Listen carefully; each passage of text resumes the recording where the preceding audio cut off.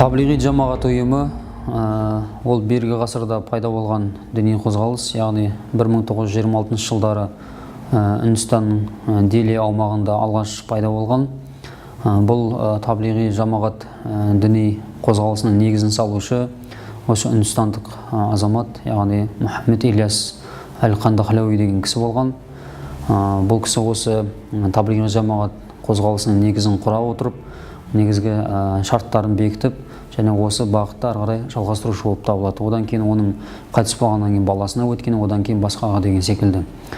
Енді осы алғаш осы 1926 жылдарда пайда болатын болса, кейін мынау 1940 жылдары бүкіл әлемге шартарапқа жайылып, насихат жұмыстарын кең жүргізілген. Еуропа жерлеріне, басқа да мынау Ливия елді мекендеріне, Африка жерлеріне дейін бұл кеңірек таралып үлгерді.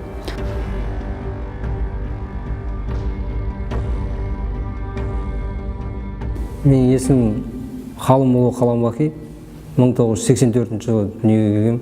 Мешіттерге барып намаз оқып жүріп, сол алғаш рет сол өзімде білгенім жоқ, оны біз сондай жамағаттамыз деп айтқан жоқ. Сол мешітке шақырды. Нұр Астана мешіт деген мешіт болып, жаңадан салынған Астанада. Сол мешітке барып, сонда сол мешіттің оң жағында адамдар отыр екен, сол жерде кітап оқып отыр екен. Сосын мен өзім енді адам болғаннан кейін сондай бір мақсат қойып, қай жерден шықты, қай жерден басталған деп. Бұл негізі Индияда басталған деп. Индияда басталған. Сол жерге 2013 жылы бардым, әдейі. Бұнда болғанда өзің қаражатыңмен барып, уағыз насихат тыңдап, сондай мақсатта бардым. Бауырларыма айтарым, қателеспеңіздер. Үкіметке бірінші очередь үкіметке қарсы шықпаңыздар. Бұл жерде ең қиындық көретін өздеріңіз, қиналатын өздеріңіз, семьяларыңыз. Семьяны асырау, семьяға қараудың өзі үлкен парыз ғой. Сондықтан біз жасаған қателікті бауырларымыз жасамасын деген мақсатта, жеткізсін деген мақсатта осыны айтып отырмын. Енді біз ойлаймыз, кішкентай бала ештеңе білмейді деп. Мен ортаншы қызым сол 2-де ғой қазір. Бәрін біледі, өткенде келіп, бәрін біліп отыр әкесін.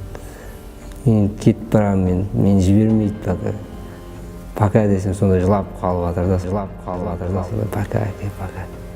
Неге әкемді жібермейді? Әкем қашан кетті? Күнде сұрайды, мысалы, әйелім айтады, күнде сұрайды. Мен фотодан суретімді көрсе құшақтап жылайды, мысалы, үйде. Өткенде сонда әйелім айтып отыр, телевизордан бір сериал көрсеттіңіз, маған ұқсайтын бір жетті, ананың ішіне әкем кіріп кетті, шақыршы аны, сонда айтты. Сонда енді бала бәрін біледі, кішкентай болса да бәрін түсінеді. Сондықтан бірінші очередь сол бала, шаға, семья, соларды қиналып жатыр да қазір былай. Соларға қиындықты, соларға жаңағы зиянын тигізбеу керек. Сол жағын ойлау керек. Өз басың шыдап жүре бересің ғой, бірақ әйел адам, бала шаға деген өте қиын. Сондықтан да бауырларымыз сол жағын ойлаңыздар, қарастырыңыздар деп.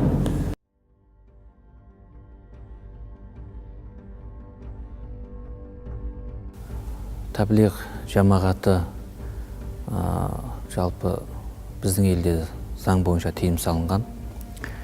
Діни тұрғыдан түсінік беретін болсақ, екі мәселеге тоқталуға болады. Біріншіден,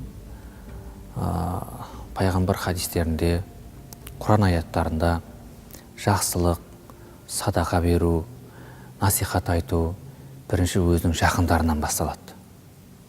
Адам бірінші өзінің бала шағасын, ағайын туысын, жақын жұрағаттарын насихаттау керек, көмек соларға көрсету керек.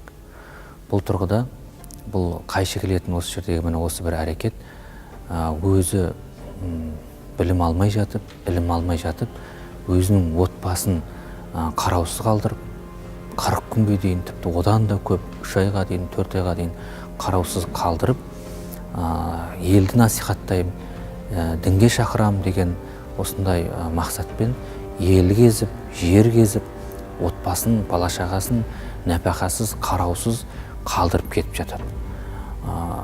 Ислам шариғатында өзінің бала шағасына, өзінің некелеп алған жарына жауапты ең бірінші бұл сол үйдің отағасы болып табылады. Оларды қандай нәрсемен тамақтанып жатыр, қандай табыспен оларды асырап жатыр, әйелінің жүріс-тұрысы, оның ақысын беру, бала-шағасының ақысын беру, бұл отағасына жүктелетін міндет. Ал енді 40 күнде 4 айлап, 3 айлап түзде жүрген адам қалай отбасының өзінің жаңа қамтамасыз етуі мүмкін, олар үшін қорған болуы мүмкін. Сондықтан бұл әрекеттері жалпы ислам шариғаты құптамайтын әрекет болып табылады. Екіншіден, адам біреуді иландыру үшін, біреуді насихаттау үшін, оған дұрыс таным, дұрыс түсінік беру үшін әуелі сондай ілімге, білімге өзі ие болу керек. Сол кезде ғана оның сөзі, оның айтқан насихаты өзгеге өтеді, оған иланады, артынан жұрт ереді.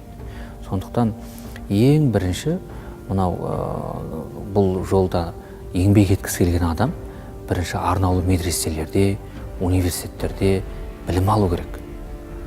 Базалық білім алмайынша ол қалай біреуге насихат жүргізуі мүмкін? Құранда білетіндер мен білмейтіндер тең бе деген аят келеді. Бұл жалпы білімді мен білімсіздің парқының жер мен көктей екендігін көрсетеді. Ал енді өзі кеше ғана намазы да білмейтін, дәрет алуды енді ғана үйреніп жатқан адам қалай елді насихаттауы мүмкін? Міне осы тұрғысынан келген кезде бұл әрекеттерде жалпы мынау насихаттау, уағыздау, елге дәріс беру мынау ислам шариғатының осы форматына да сәйкес келмейтін әрекет.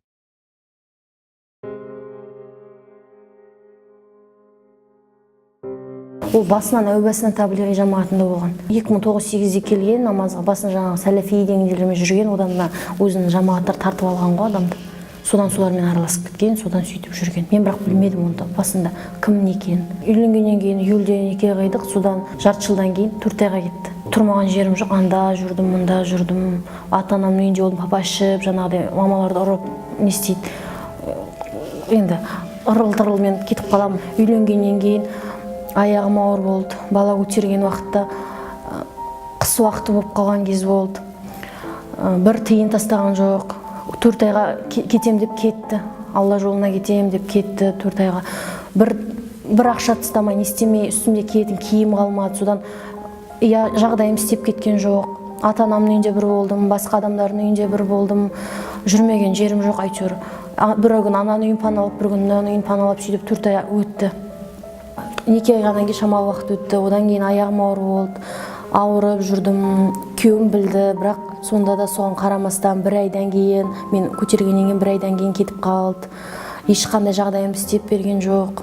Тұратын жерім, жаңағыдай тұратын жерім, киетін киімім, ешқандай нәрсені ойлаған жоқ.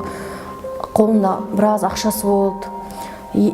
Индияға кетем деп, басқа елге кетем деп, қолында барлық жиған терген ақшасын бәрін алып, сөйтіп кетіп қалды. Содан уақыт өтті, 4 айдан кейін келгеннен кейін ақшасы жоқ. Адам ана күйеуім басында замкнутый болып жаңағыдай өзгеріп кеткен, мықты бір түрлі болып өзгеріп кеткен.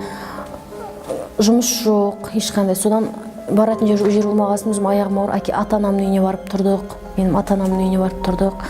Сөйтіп 1 ай өтті, 2 ай өтті, уақыт өтті. Ешқандай жұмыс істеген жоқ, ешқандай жағдай істеген жоқ. Одан үйде ары кетсе бір ай, 2 ай болады, 2-3 ай болады. Содан 2-3 айдан кейін қайтып кетеді. Қолына кіттай тиын түссе, жанұясына бізге берудің орнына, балдарына киім алып, тамақтандырудың орнына, квартираны төлеудің орнына Алла жолындағы жамағат дейді кетіп қалады.